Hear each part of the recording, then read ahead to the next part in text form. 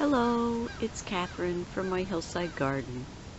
Today is March 2nd, and yes, it's snowing again. And this one is supposed to be Storm Riley. So it's about 9 o'clock in the morning, and it's only just started to snow, but the temperature dropped pretty quickly.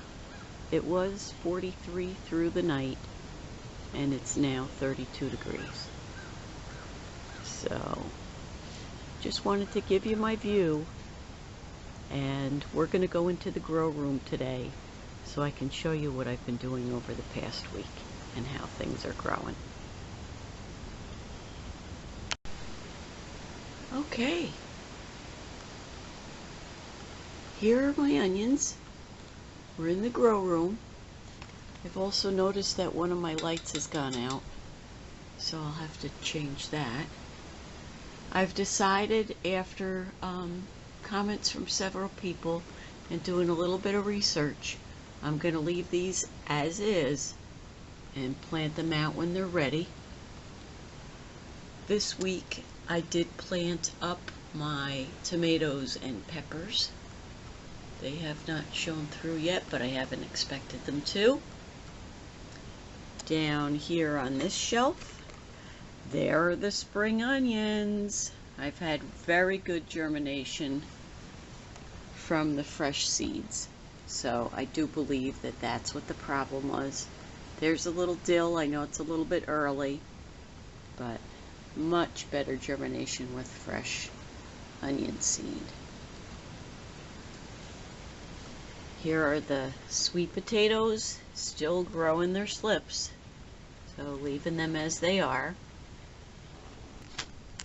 Here are the other onions and shallots, and I believe there's also leeks there. Let's pull this out. Nope, those are the other onions. I did plant another tray of shallots. There are the leeks I planted. The rosemary is still doing fabulous, and here is the celery.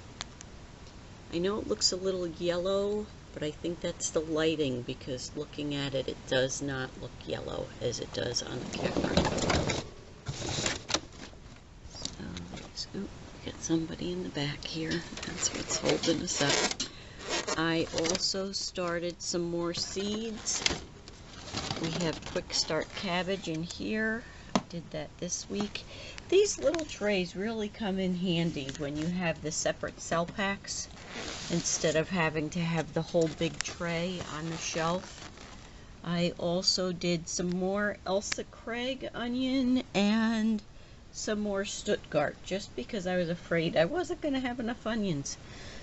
And last but not least, we have more Walla Wallas, because I wanted to be sure to have enough of those. So, I almost forgot. This is the quick start cabbage. I have to get those potted up, and since today it's snowing, I have plenty of time to be inside. And here is the celeriac. Again, it's showing yellow on the camera, but really it's not. It's doing very nicely. I did pot it up, so I'm very pleased. Very pleased. I can't wait to see how it grows in the gardens. As I said, it is March 2nd, and what I did yesterday before I was done for the day outside and went to work, I took one of my small polytunnels that I have for the garden that I can move around, and I put it in the area of the deck garden by the trellis, because I'm going to have some spring sugar snap peas there. Eventually the cucumber vines will go up there, and I'll have those grow up to make picking the cucumbers a little bit easier, hopefully. I don't think I've done cucumbers there before, but I've done green beans, peas. I think that's it. So I'm starting the peas out, since, as I said, it is snowing out and it's rather cold. I'm going to do peas in the root trainers. I really like these, so if I know I've done a video on them before, I'll have to look for the link, and hopefully I'll remember to post it in the description below. But they really work nice for things that you need to worry about disturbing their roots. They come with these little books, they call them, and they do open up, so it makes it super easy for when it's time to transplant, that it doesn't disturb the roots. And then you have to just snap them back together, and then they fit back into this tray. So I'm using the Black Gold starter mix, seed starter mix, and we're going to fill these up. You could also use toilet paper rolls for things that you're worried about root disturbance. I know a lot of people use these for their sweet peas because it keeps their roots so nice. I think some people have also said they use them for their sunflower seed starts. Let me get this filled up and I'll bring you back. I've filled up all the cells. The one thing you need to know about the deep root trainers is they do take a lot of soil. The basins that I used, I filled it up twice. And you want them to be rather firmly filled. Remember to moisten your seed starter before you start to use it. You want it to be, damp like a sponge. But they do take up quite a bit to fill them up. Now, it says that for peas, they like to be planted about 1 inch to 1.5 inches deep. And I know I'm not planting them outside, I'm planting them in the grow room.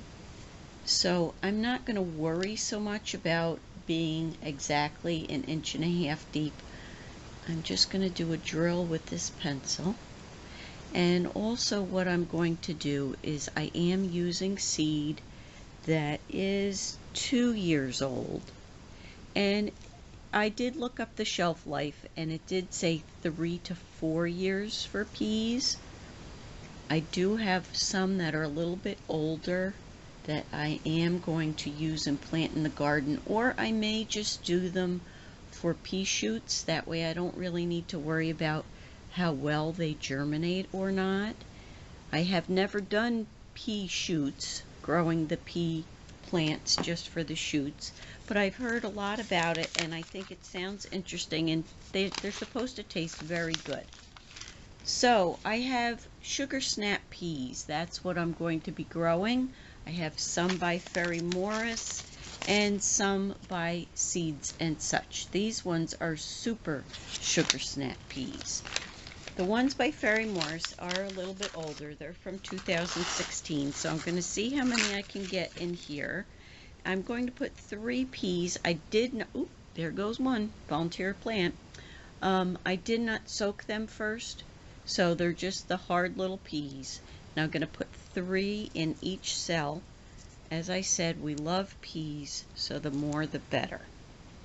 And I'm hoping I will be able to plant them out in 2 weeks, which I think will be fair enough time for them to gain a little height. I think that was the one I dropped it in. For them to gain a little height before I plant them out. And other than that, I'm not going to do anything special. I am running out of shelf space already in the grow room. It's a problem I have every year, and I don't want to keep buying more lights to put in here, even though I could. My husband doesn't mind because we enjoy what we grow.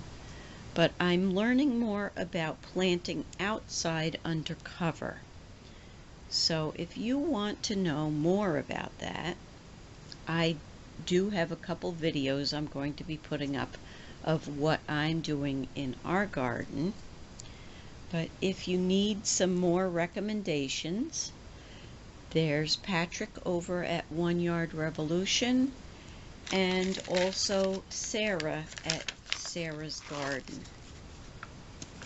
that I've been learning an awful lot from this year, especially because I'm trying more things, because I want to use my garden space to the best advantage to grow the greatest amount of food.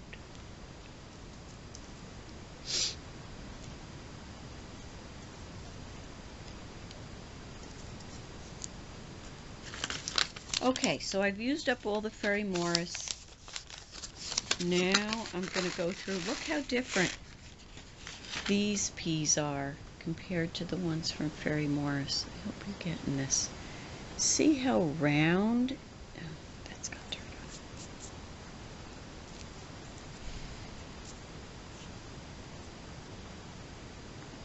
See the difference in the size and the shape?